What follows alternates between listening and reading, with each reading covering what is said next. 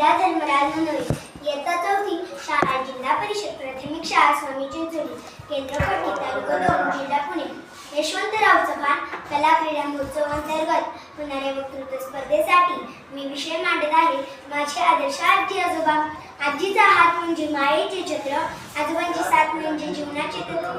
त्यांच्या आशीर्वादाने जीवन उजळतं, त्यांच्या प्रेमाने संपूर्ण घर फुलतं. आजी आजोबा घरी असायला आणि त्यांच्याकडून लाड करून घ्यायला नशीब लागतं असे म्हणतात.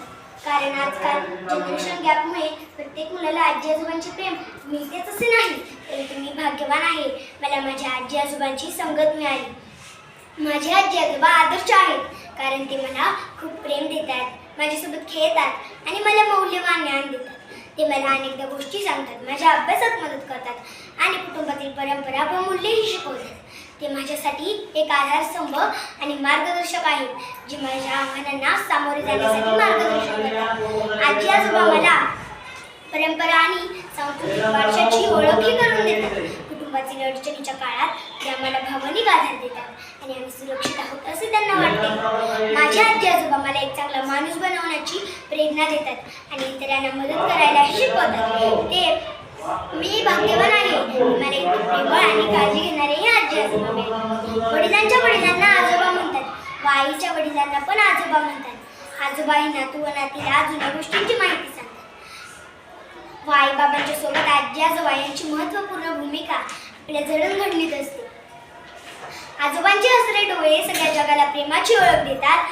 आजोबांचे हसरे डोळे सगळ्या जगाला प्रेमाची ओळख देतात. आजीच्या मिठीतल्या उभेने जणू थंडी हरवून जाते. आजीच्या मिठीतल्या उभेने जणू थंडी हरवून जाते. जिव्हा नातवंडांचे छोटे हात आजोबांच्या हातात मिसळतात, जिव्हा नातवंडांचे छोटे हात आजोबांच्या हातात मिसळतात, तेव्हाच खेळात हसू फुलते आणि घरभर आनंदाची फुले उमलतात. तेव्हाच खेळात हसू फुलते आणि घरभर आनंदाची फुले उमलतात. आजी आजोबा आणि नातवंडांमधील नाते हे एक खास आणि अद्वितीय बंधन आहे, जे पिढ्यानपिढ्या चालते. हे नाते सामायिक कथा, जीवन, अनुभव आणि निस्वार्थ प्रेमाने विणलेले आहे. आजी आजोबांचा त्यांच्या नातवंडांवर आणि कुटुंबावर होणारा प्रभाव केवळ कौटुंबिक संबंधांच्या पलीकडे जातो. ते चारित्र्य, मूल्ये आणि भावनिक कल्याण करण्यात ते महत्त्वपूर्ण भूमिका बजावतात. आजी आजोबाशिवाय नाही घराला घरपण, आजी आजोबाशिवाय नाही घराला घरपण. शिस्त आणि संस्कारासाठी त्यांचं असतं मनावर दडपण, शिस्त आणि संस्कारासाठी त्यांचं असतं मनावर दडपण. आजी आजोबा हे बहुतेकदा ज्ञान आणि अनुभवाचे भंडार असतात. ज्यांनी जीवन असं आव्हाने आणि विचारांमधून जगले आहे, त्यांच्या कथा, किस्से आणि सल्ले त्यांच्या नातवंडांसाठी आजकाल मौल्यवान जीवनधडे म्हणून काम करतात.